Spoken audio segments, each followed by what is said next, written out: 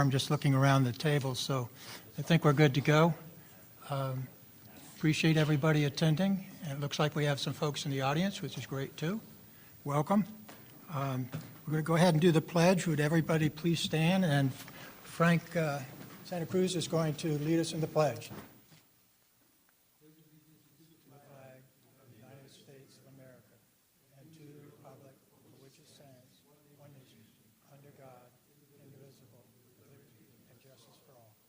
Thank you. I'll be seated. Gilbert, could you do a roll call, please? John Winchester.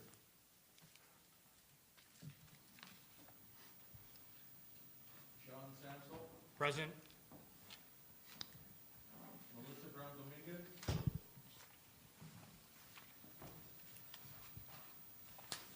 Kelly Lee. Here. Charlene Robinson. Here. Lucretia Free. She's on her way.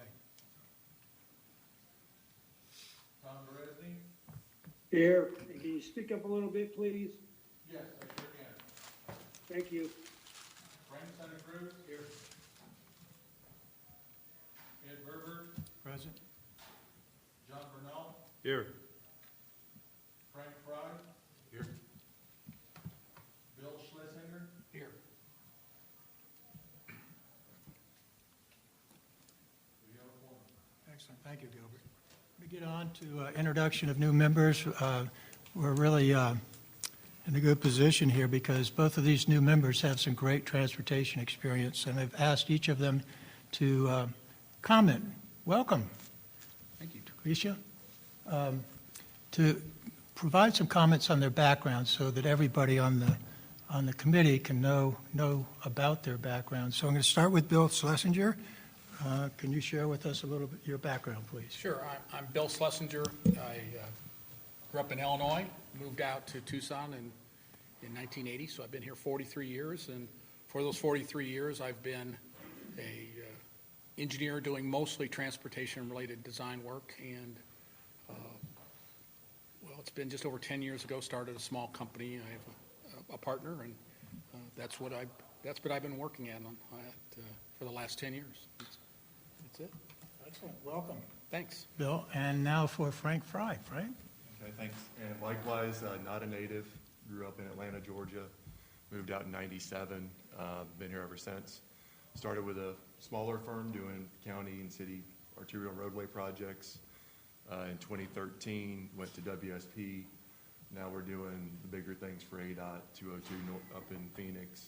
We just did the Ruth Roth TI and awaiting NTP for the Irvington TI here locally. But yeah, 99.9% of my work's been transportation since '97. So thanks for having me. Welcome, Frank. And both of these representatives, both Bill and Frank, are from the county administrator's office. So welcome aboard. Look forward to your contributions. All right, we're going to move on to review of the minutes from the prior meeting. I assume everybody's reviewed them. Any comments on the draft summary of the last meeting? Mr. Chairman? Yes. I have one correction on the top of page 2, item 6. It says $250,000. It should be $250 million for the pavement preservation program. Very good. Any other? That's a big difference. Any other comments on the summary of the meeting? Not hearing any others, do we have a motion for approval of the minutes?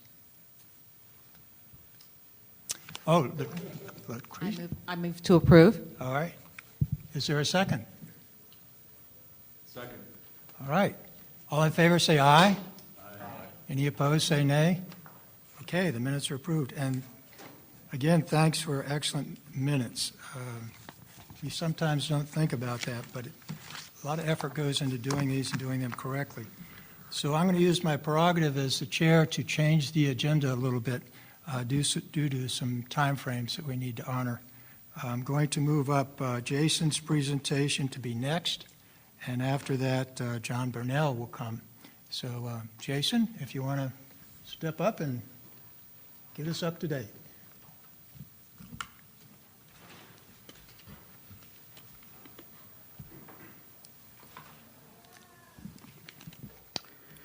Thank you, Chair Verberg and members of the committee. We are proud to present this month's road repair update. So for fiscal year 23, we'll start off with the substantially complete projects. All these projects were ones we talked about at the last meeting. No new projects have been added to this list as of yet, although there are a couple that will be quickly getting up on that list. And in fact, I believe since these slides were given to you, there actually have been a couple more, so I'll talk about those shortly. But just something to bring up to everyone real fast. As we talked about last time, all of our curb ramp projects are substantially complete at this point in the year, and we are progressing quite nicely through our mill and pave projects as well. With that being said, let's talk about the projects that are in construction currently. We do have several that are still going on in construction. The Catalina Foothills North project is complete with paving now, and they're working on utility adjustments, so that'll be getting into the substantial completion category quite soon. The Tanca Verde project is just getting underway with milling and paving, but is quickly moving along. The Catalina Foothills East project, you see there, it talks about utility adjustments ongoing and milling and paving complete. That is actually finished utility adjustments and is substantially complete as of the 20th of March. The Catalina Foothills West project, same story there. It is also now complete with utility raising and is substantially complete as of the 17th of March. Another couple projects to talk about. The Southeast project is still on hold. It'll be resuming in May. That on hold is due to a scope change as well as due to weather. As everyone knows, it keeps on raining. So, and that project being in rural Southeast Pima County, they've been dealing with snow down there. So a little harder to pave in snow. That's an understatement, actually. Costa del Bay South, that job is ongoing currently. They are progressing nicely with utility adjustments as well as milling and paving. And then the last job to talk about that's in construction right now is our countywide crack seal project. And that number's a little bit lagging. It is actually nearing completion. We're expecting completion in the next couple weeks on that job. And so a couple more to talk about that are upcoming. This is the Costa del Bay North job. This has been awarded to Southern Arizona Paving. The engineer's estimate was $4.6 to $5.6 million, and the low bid was $4.5 million. We're expecting this job to get going toward the end of April, and it'll have to be complete by the end of June. Another job to talk about that's getting ready to get going is the Heritage Hills Mill and Pave project. This project was awarded to ISX Construction. The engineer's estimate was $3.5 to $4.5, and the low bid was $3.5 million. It is expected to also start in late April and then be complete prior to June 30th. The Linda Vista project, we talked about this one briefly at the last meeting, but since that meeting it has been awarded. It is awarded to Tucson Asphalt. The engineer's estimate was $1.95 to $2.1 million, and the low bid was $1.925. It is expected to get started here around the first week of April, so it'll be getting kicked off really soon. The Meadowbrook North Point Terrace jock is also awarded to Tucson Asphalt. The estimate on this one was $1.35 to $1.45 million, and the low bid was $1.28 million. The expected start on this one is toward the end of April, so another project. You can see April's going to be real busy getting projects started and going. And then the next one to talk about, kind of going through these for you, is the Moon Dance and Bridalwood Estates job. I know last time we had talked about this one. It was just in package prep. It has been advertised and, as of last week, now awarded as well, so I can update you a little bit on that. The engineer's estimate was $1.25 to $1.35. and the low bid went to Markham Contracting for $1.21 million. The expected start is around early May timeframe for that one. The last project we don't have a slide for, but I do want to talk about it briefly, is the Bridlewood West and Pima Farms mill and pave jock. This was advertised last week, so that's why I want to bring it up to you guys and make you aware of it. It's kind of the general region between Ina and I-10 area. There's a little bit on either side of that interchange. The estimate is 1.2 to 1.3 million. There are 3.04 miles of local roads and 0.44 miles of arterial collector. And the bid opening on that job will be the 11th of April. So by next meeting, we'll have an update for you on that project as well. So where do we stand overall? The project status by dollars, you can see the complete section of that pie chart is growing ever more large, which is great for this time of the year. Still a lot of projects in construction, but a good chunk of those will be moving over to complete here soon. And then that awarded column will be getting started and moving into the in construction column here mostly by the end of April.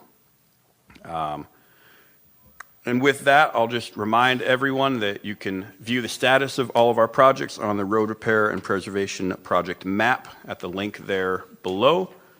And with that, I will open up for any questions. Chair Berger, for the update. Tom. Hey, Jason, thanks for the update. I got two questions. Back to your in construction slide on the Jock Southeast. Yeah. What was the reason for the scope change to eliminate milling? So one of the things we were noticing on that project was the condition of the subgrade of the road was not what we expected when we went out there. And so part of the change was the contractor brought concerns to us, and the county worked with our contractor to develop a new plan that we would that both sides felt comfortable minimizing risk moving forward and building a project that'll be able to last out there. Okay, so this is kind of similar to what we had with Arabaca Road a year ago, huh? Soil issues and stuff like that, or what? I You would remember say there's some subtle differences for sure, but this is one of those issues where we were very happy that our contractor brought it to our attention, and we were able to work through that with them. And so moving it to an overlay project will help us moving forward with that job to give a good product down there. Okay, thanks. And second question, a couple of those that are on the the new construction or they've been advertised and like awarded. Yeah. There's a couple of them where the bids have come under the engineer's estimate. So this decrease in the bid amount, how does that affect the overall budget for what has been projected? Are we going to have extra money to do something? It could be, $50,000 or something like that. What's the? So I'll let Catherine talk a little bit more about that. So that's a great question, Tom. Thank you. As you know from listening into some of the subcommittee meetings and just updates we've done here, in the last year, 2 years, we've had significant increase in material costs on our projects. So although these are coming under our engineer's estimate, the engineer's estimate was considering these really high unit costs on our projects. So we haven't saved in terms of what we had planned to spend this year. We're still going to be over the $66.8 million that was budgeted for this year. It's just that we're not as far over. So there's not additional money to spend on other projects. All right. Thanks, Catherine. That explains a lot. That's interesting that Thank Tom, you, Chair. Sure, Tom. It's interesting you brought that up, Tom, because I was going to ask Jason, gosh, almost all of these are coming at the bottom or the lower end, very lower end of the estimates.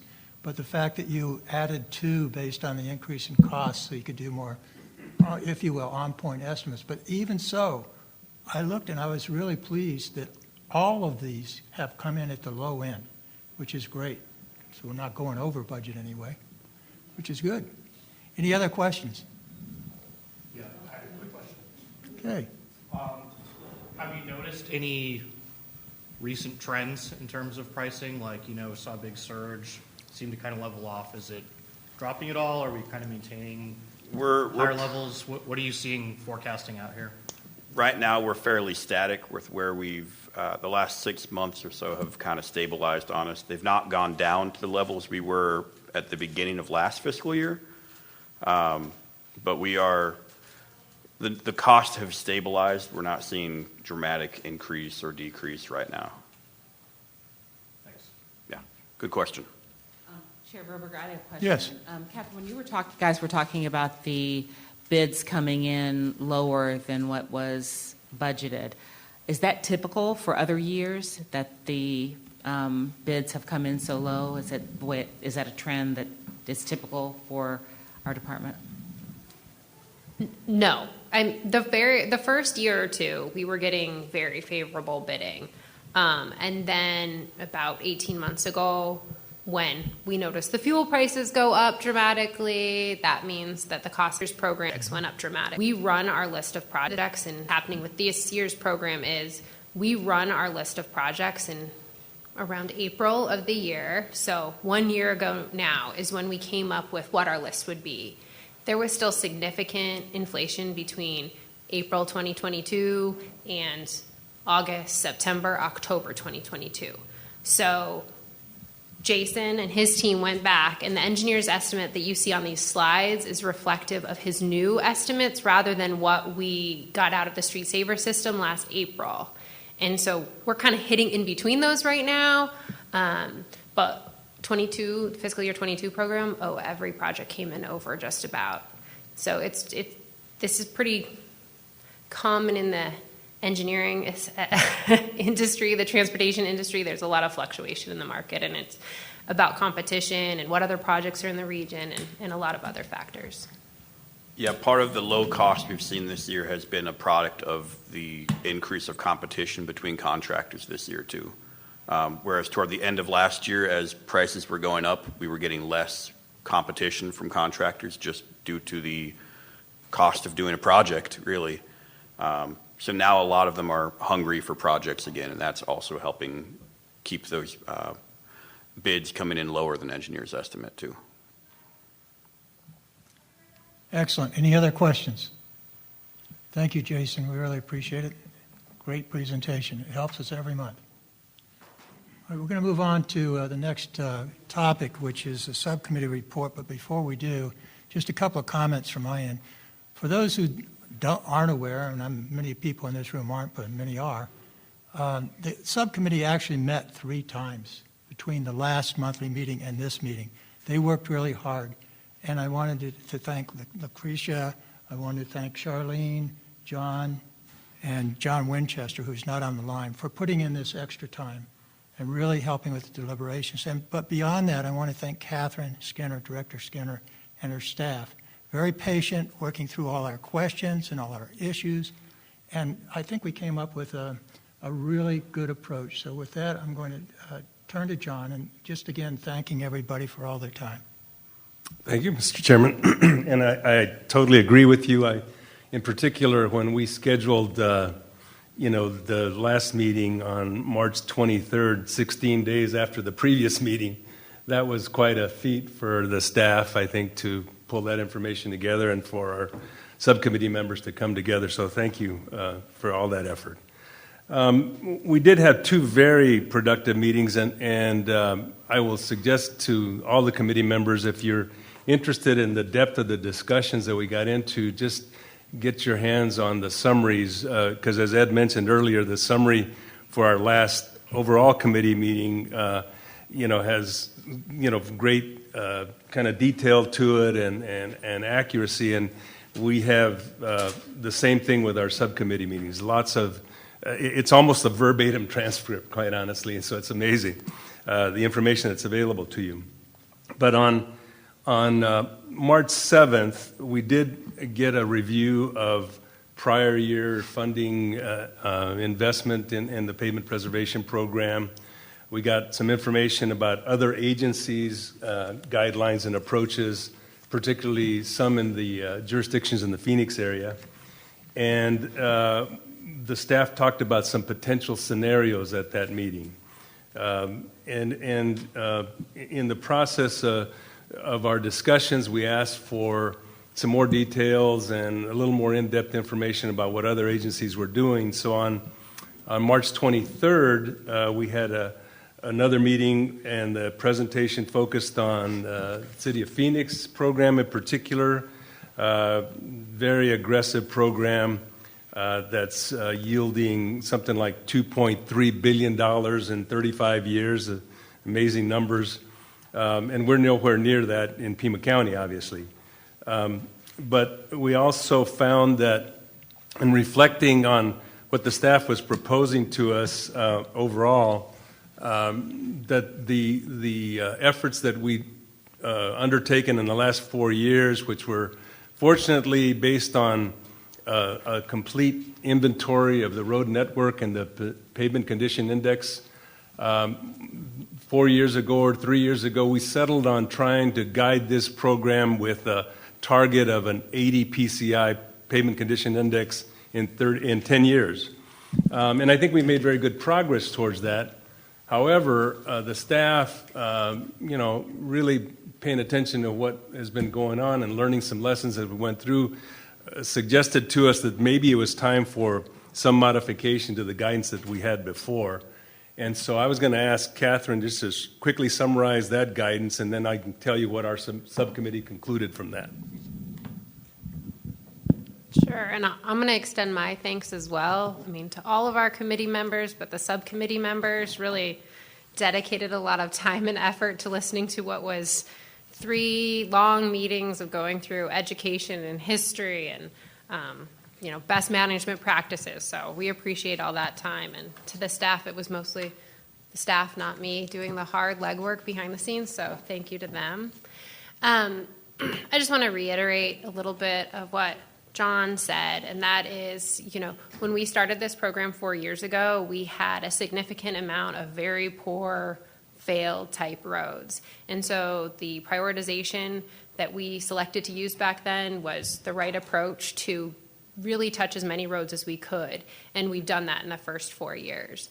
And so we wanted to look at how can we evolve this program into something that is long-term sustainable, understanding that we will not have the funding levels that we were fortunate to have these past few years forever. And so we wanted to start to build a program that will be able to address the roads that we've already touched that were very poor and now are very good, and have a balanced approach. So with that in mind, it's a multi-tiered approach that looks at a lot of guiding principles. And unfortunately, I don't think we have a slide, but it is on our web page. So I'll describe the 4 prongs.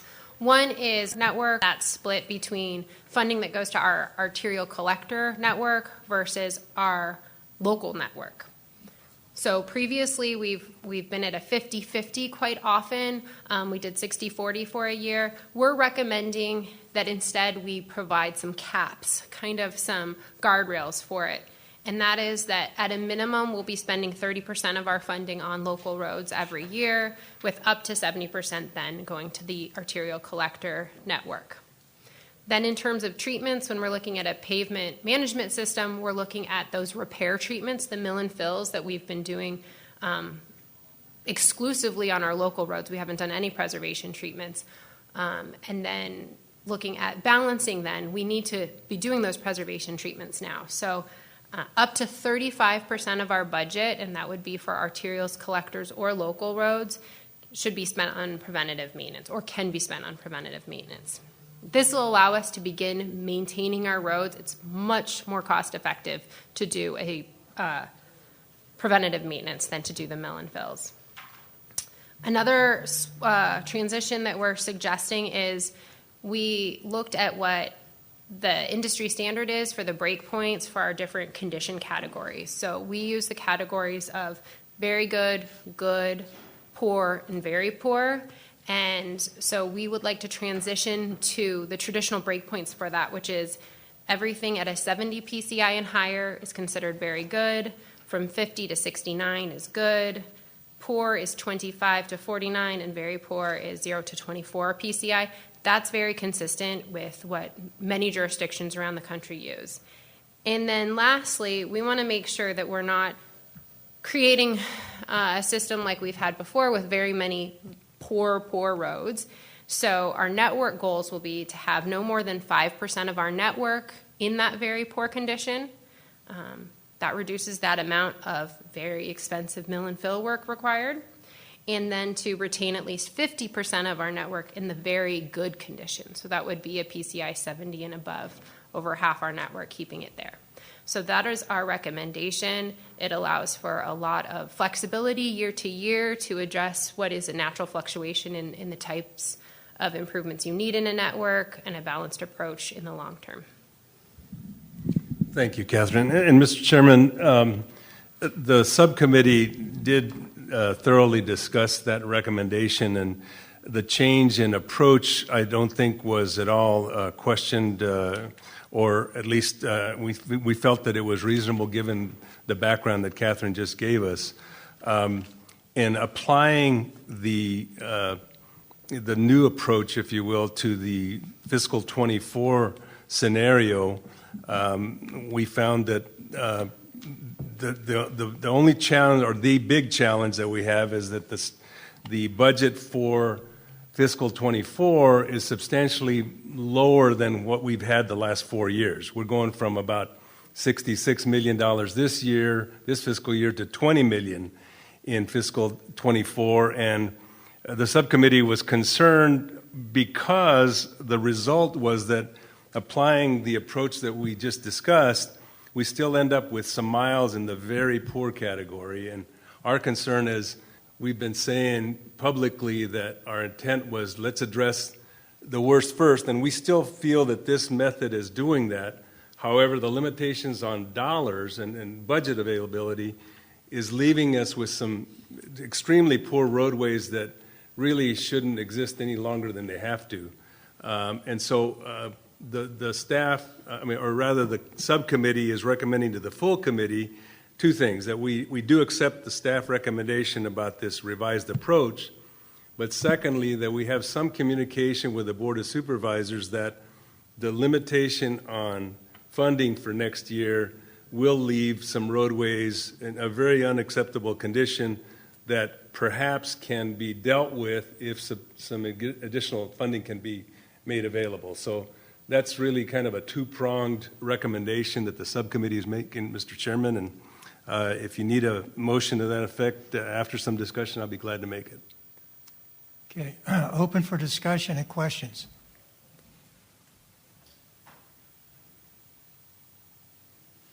Okay, hearing none. Yes, Tom?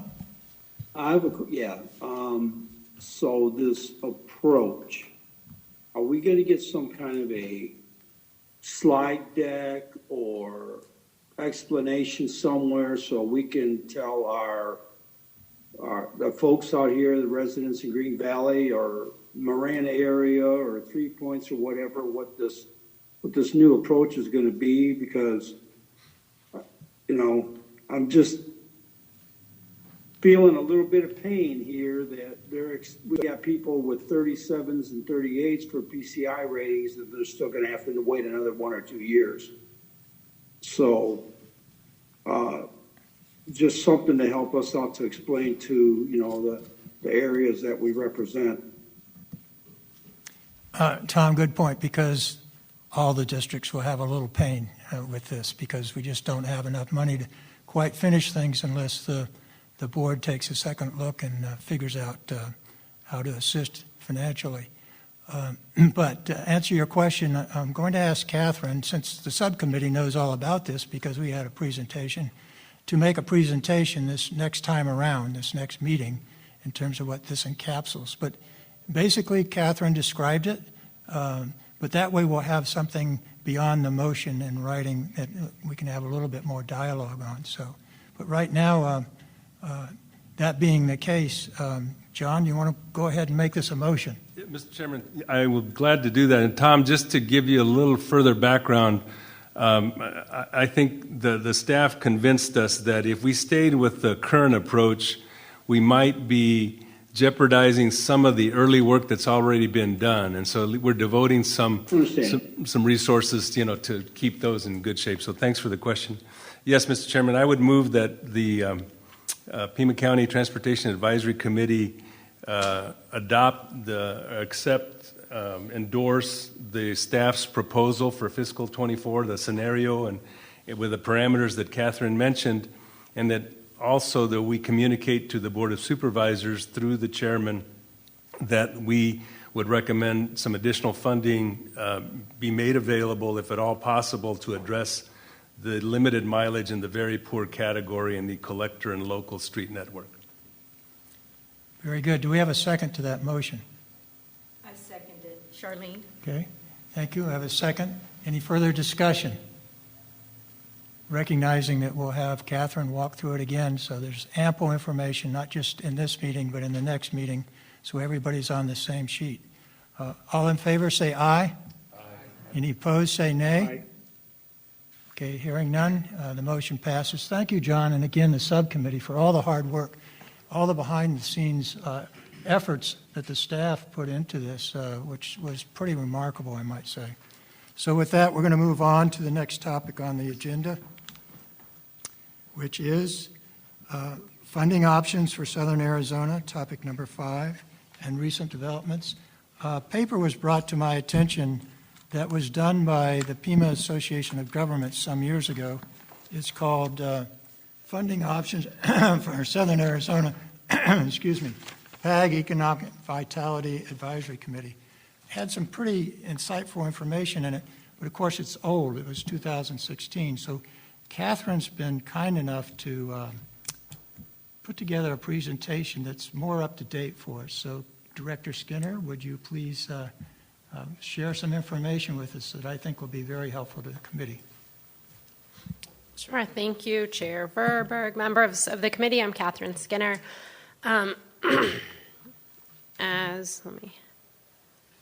Here is an excerpt from that white paper that Ed mentioned, which is from 2016. It was presented. It was a white paper developed for the PAG Economic Vitality Advisory Committee for funding options for Southern Arizona. And that's pretty small text, but the black bars indicate they're not an authorized option. Check marks are and revenue streams that those jurisdictions are taking advantage of, and an X means it is authorized, but it's not used. So the first column in that chart is the Pima County column. The others are the other represented member jurisdictions in Pima Association of Governments. So I will read down in case you all have having trouble seeing. It's transit fares.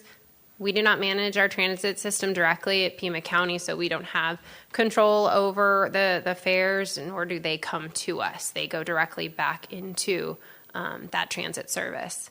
Local HURF distributions, that's one of the main things that fund our department and has funded this program.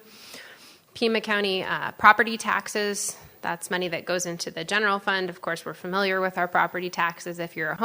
Secondary property taxes, NGO bonds is something that we've taken advantage of course, in our pavement program and for further support of general capital improvements at the county. The next is improvement districts. So we do have some improvement districts. Those are slightly different than impact fees, but of the same vein, dedicated to a specific geographic area. Then community facilities districts. We actually do have some of those in use now since the development of this. That's really related to developments as well. So there are some private developments that utilize this funding source to fund the public improvements that will be built within that development itself. There's a line for development impact fees. That's one that we here at the department use for a lot of capital improvement programs and projects. Private contributions and exactions. pretty much exactly what it sounds like. And then we have some sales tax options, which are where what the RTA would be a sales tax option. So the first one is municipal sales tax for transportation. That's, authorized, but it's not really a realistic option. We'll get more into that. Regional transportation sales tax is that next line. That would be what we have with our regional transportation authority. And then a municipal construction sales tax, which is not an option for us at Pima County. So I'm going to talk a little bit more about the specific revenue sources that we use in the department right now and that primarily make up the funding for our program. The state gas tax is, of course, we pay 18 cents per gallon. You paid that same 18 cents per gallon in 1992 as you do today in 2022 because the state has not increased that tax since that point, and it's just a fixed amount. It's not indexed per the cost. It's not a percentage-based tax. That's just one contributor into what is the Highway User Revenue Fund, which we call HURF. Use fuels, diesel fuels, there's some of the vehicle license tax, all of those contribute into this giant funding source called HURF, of which we get a direct distribution. The way that's distributed is set in state statute, and it is the primary funder, the biggest funding source for the Department of Transportation. So it pays for many, many things, and a huge portion of that has been going to our pavement repair program over these past few years. The next funding source that we showed there is the vehicle license tax. So this, again, we're all familiar with a vehicle license tax if we own a vehicle here in the state. As I said, a portion of that goes into the HURF, but there's also a portion that is directly distributed to counties in Arizona. So we get a direct distribution here at Pima County. A portion of that is for general fund use, and a portion comes to the Department of Transportation.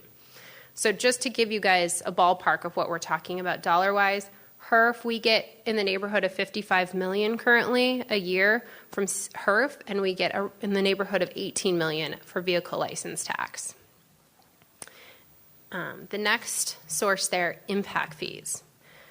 So impact fees are applied to new development. Any building permit for commercial or residential use will have an impact fee tied to it.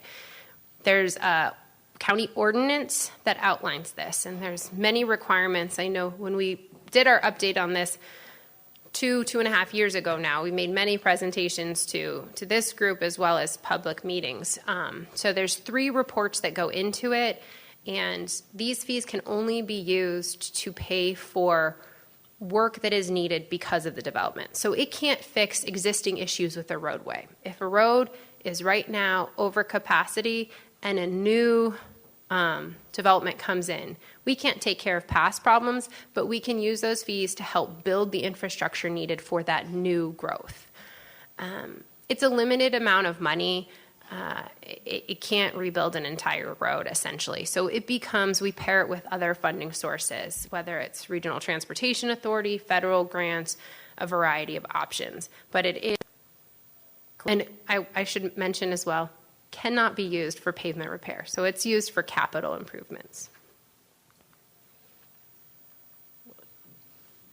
Gilbert, the remote stopped working, so if you can go forward a slide. Thank you. So regional revenue sources. So these are revenue sources that primarily we use for our capital program. And we don't get them directly. There's not a formula that says Pima County Transportation gets a certain amount. Instead, they're programmed at the regional level, which is Pima Association of Governments and or the Regional Transportation Authority. So the first one is the Regional Transportation Authority. Back in 2006, a half-cent sales tax was passed, and there's a specific plan for that. So there were a number of roadway expansion projects included in that, as well as some categorical improvements, which we've spoken about previously. So there's flexibility with this spending to some extent in the categories that it funds, but there's not, free access to it. It's a somewhat of a competitive process, and is constrained by the amount of money that is going to be forecasted to be earned in that coming year. So primarily the past 8 or so years, that funding has been dedicated to the named roadway projects in the RTA plan. Regional available HURF and STBG federal funds. So these are the two big funding sources that we program at the PAG TIP, Transportation Improvement Program, the 5-year program. So regional HURF comes from the same general source of HURF that we talked about before, which is gas tax and VLT and used fuel and diesel. But a portion of that through formula goes to the PAG region to be programmed. And so there's typically in the neighborhood of $20 million a year right now coming in on that program, 20 to 24 million. And so that's used for large-scale capital projects. The last 8 or so years, that funding has been dedicated specifically to the named RTA roadway projects. But those are ones that we have traditionally used to help fund some big roadway projects. Cortero Road was one that we funded with this source. STBGP federal funds. So this used to be called STP. It's a surface transportation program funding. So this is a formula fund that determines how much federal funds will come to the PAG region for programming annually. Again, these are usually dedicated to large-scale capital projects. Recently, the Kolb Road project was funded with this funding source. But it is an application process through the PAG TIP, and these funds have also been tied recently to named RTA roadway element projects. The last funding source is federal and state and grant funding. So right now is an exciting time. There's with the IIJA, Paul, can you help me out with what that acronym is? Infrastructure Improvement and Jobs Act? Yes, that sounds right. Infrastructure Improvement and Jobs Act. So that was the big federal bill that included a lot of transportation funding. The thing that changed about this, instead of just increasing the formula funding everywhere, it opened up a lot of new competitive grant options. Truly about every 4 to 6 weeks, we find out about a new grant opportunity. These could be very large scale, such as the RAISE grant. It used to be the Tiger grant. That's a $25 million grant. The city of Tucson was successful in getting that this last cycle for the 22nd Street bridge over the railroad. But then there's also small scale projects and planning studies and other opportunities. So the county was recently successful with our Safe Streets for All grant, SS4A. We put in for a regional grant that would look, and it's a planning grant, so not infrastructure yet, but really getting an understanding of how we can improve safety in the region. And we partnered with all of the jurisdictions in town in putting together that, and we will lead that effort. So we're actively pursuing that as funding opportunities to keep all these improvements going. There are some very limited state grant options as well that come through Governor's Office of Highway Safety, but these are extremely small scale generally. So next slide, Gilbert. Now I'm going to talk about these are revenue sources that are county revenue sources. They're not all active right now, and they're not directly in any way at the control of the Department of Transportation in terms of whether we can have access to them. So PAYGO and General Fund. PAYGO, it was the new program that was started back in fiscal year 2020 after some of the recent bonding efforts were not successful. And it's basically a pay-as-you-go program. So you're programming only as many projects as you have funding to cover based on the revenue source. This is where we've gotten that $50 million these past 3 years that helped really accelerate our pavement program was from this. It is offset by, general fund money to pay for that. Property tax assessment for roads. For those of you that were on this committee, back in the 17, 18, 19 period, this was a program that we had in place for 1 year. We thought it was going to be a 2-year program, and that was an additional 25 cents per $100 assessed value on a home. So This type of funding needed to be spread, or we spread it over all of the jurisdictions in town. So based on their assessed value, City of Tucson had a portion of that funding, Marana had a portion, City of South Tucson, Oro Valley, everybody got a little piece of it, including ourselves. And it was only for local roads. That's where we dedicated that funding. It was only in place for 1 year until PAYGO began, which was a much more direct and way to fund these types of improvements. Lastly, I put up their bonding. So right now, the Transportation Department does not have any bonded projects in our program that were from publicly voted on bonds. The 1997 HURF bond program was the last bond program that was specifically dedicated only to transportation improvements, and we did just complete that. The Colb Road project, which is substantially complete at this point, was our last 1997 HURF bond funded project. The city's 22nd Street Bridge is the very last one in the entire program that needs to be completed. So there have been efforts in the last 10 years or so, a couple efforts to go out to the public for bonding. It's a great option for accessing a lot of revenue. However, it is up to the public to vote on that, and they have not voted on that. And so that is an option that is not readily available to us at this time. If you go to the next slide, thank you. So here are some other options that have been looked at or actively being worked on. One is a county-wide sales tax to fund roads. So at about the same time that we were using the property tax to fund our local road improvements, there was a committee formed by the Board of Supervisors, the Sales Tax Advisory Committee, that looked at the opportunity to enact a county-wide sales tax to fund these improvements. But based on the outreach that they did on this and the research, this did not go forward. There is a web page in place where you can read all the information on that public effort, but that is where it stands now. And then we'll have the RTA next update coming up, so I won't spend too much time on that. But the RTA that we have in place that was elected in 2006 was a 20-year program. So, of course, 2026 is right around the corner. RTA Next would be the continuation of that program, and it's actively being worked on by various committees, and it would be an opportunity for additional funding.